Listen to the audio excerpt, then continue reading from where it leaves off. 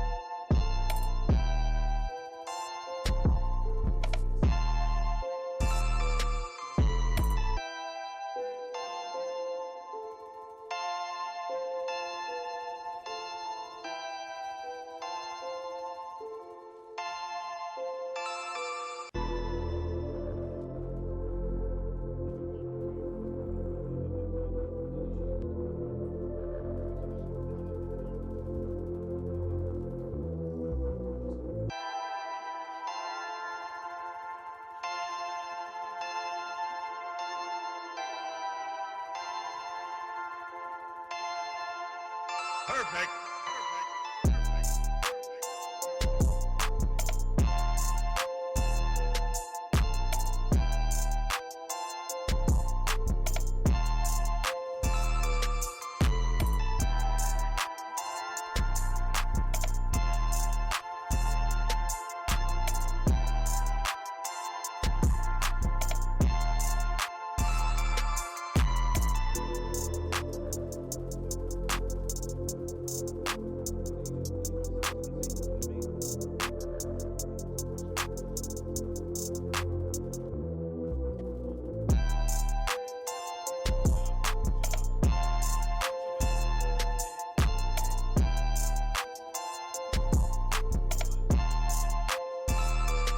Going on, guys, thank you for watching that footage. Let's get into the build. I appreciate you guys once again.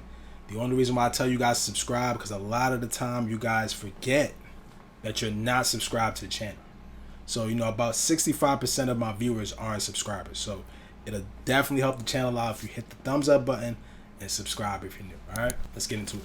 So here's my Eagle Bearer 2.0 build. I want it to be right around 100k damage. To me, I think that's where this build shines. Anything lower than that, it's kind of like you're teetering in the area of not enough damage. You get what I'm saying? So right at about 100k to me with crit is stupid. I don't really want to get into the talents of why the Eagle Bearer is strong, but I'll just say tenacity is one of the main reasons why the Eagle Bearer is still, to me, the best AR in the game. Now, my secondary weapon, just for burn purposes, just in case, like, you know, the 60 clip doesn't drop the person, but I can guarantee anybody that you shoot with a 60 clip with this build is gonna die.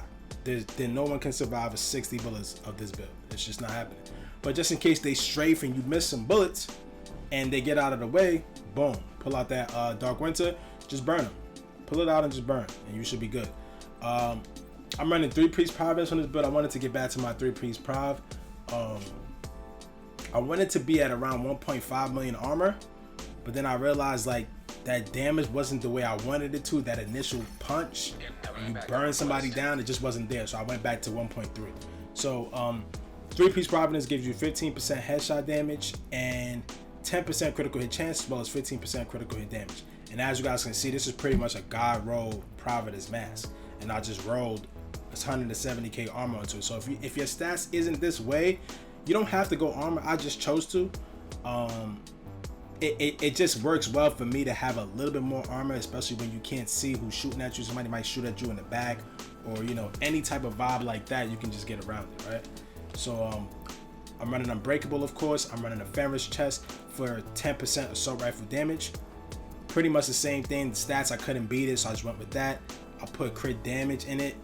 Ideally, I would have liked something else besides weapon handling, but it doesn't hurt. It doesn't hurt to have any weapon handling on the build at all, honestly. And I'm running a Seska holster that has crit chance and crit damage on it, and I have 170k armor on it. That's how you want to run it. At least 2 to 3 pieces have to have armor because you want survivability. I mean, I use it for PvP, but of course in PvE you can go all reds, but it does still slap in PvE with 3 blues. I'm just letting you know that. Because of the stats, not because of how many reds on the build. It's all about stats, guys. So I got this perfect vigilance backpack, and I gotta give a shout out to my guy Wild, man. Shout out to the Wild one, my guy Wild, with the definite look out for this, man. We fought for this backpack. We almost traded it a couple of times, but it was a good fight in the DZ, and you know, I'm happy about it. So I rolled 11.9 crit damage onto it, and it came with 5.4% crit hit chance and 13.4% weapon damage, right? Perfect vigilance it really doesn't do that much difference from perfect and regular, besides you get an extra second and you get your damage back faster. So I mean, it's up to you. You don't have to run vigilance, but Unbreakable and vigilance on an AR to me is king. You know what I'm saying? Especially if it's an exotic and you can't put something like In Sync on it, and you know, maybe run Spider on the chest. This is a different type of build because I'm maining an exotic weapon. And I'm running the Grupo gloves for 15% critical hit damage, and as you can see, I put all red attributes. If you got a better gloves, then so be it. Run that. And I got the Providence knees, of course, with crit chance, crit damage, and I rolled 170k armor. So of course, I can always choose to go with more damage on this build. All I gotta do is roll one of those 170s for 15% weapon damage, and I'll get that much more damage. You get what I'm saying? So I realized that 1.1 was still very squishy, even though 1.3 still is a little squishy, but not that bad. It's not that bad. All right. So the shield. I'm so tired of shields, but I mean, at this point, I don't want to say if you can't beat them, join them, because it's an oxymoron, but run the shield. Run the shield, and the only reason why I say run the shield is because you're gonna run into it. And I don't, you see from the gameplay, like, I don't back out the shield. That's not my first option. I usually use the shield if I'm getting focus fired, or somebody just randomly like jumps out of the bushes on me. Then, you know, I pull out the shield and I try to have a good time with that. But secondary talent, of course, you know, I'm running that jammer for obvious reasons. There's too many goddamn skills in PvP. So for me, it just makes the most sense to run a jammer. Jam everything, jam everybody. Jam everybody, it doesn't matter, just jam them. And man, yeah, that's it. Let's go into the stats so we can get up out of here. We don't waste too much of your time, but I got 60% crit hit chance and 193 crit damage with 100% headshot damage. So you take it how you want to take it as far as if this build got the damage or not. Just try it out. But 100% headshot damage. And if somebody decides to run the exotic mask in your group, you're all good, you're all set. Like, that's 25% more crit hit damage on this build. So man, I'm telling you, anything that's gonna boost how well this build plays, like tardigrade, exotic mask, all of these things are just gonna make this build hit that much harder and that much stronger. So I appreciate you guys for watching the video. Leave your comments down below, and it's your boy, man. I'm out of here, y'all. Peace.